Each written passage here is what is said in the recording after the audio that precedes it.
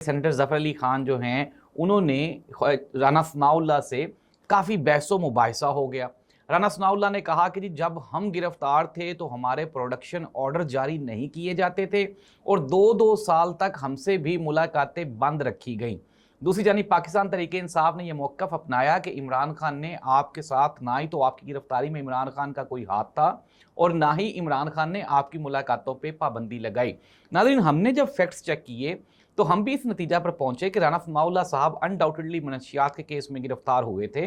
اور رانا ثناء اللہ صاحب کے ساتھ ہر تیسرے دن رانا ثناء اللہ صاحب کی جو زوجہ محترمہ ہیں یعنی کہ ان کی جو بیوی ہیں ان کی ملاقات کروائی جاتی تھی، اور اپروکسیمیٹلی ہفتے میں 2 مرتبہ رانا ثناء اللہ صاحب کے جو وکلا ہیں ان کے ساتھ بھی ملاقات کروائی جاتی تھی۔ اور ویسے بھی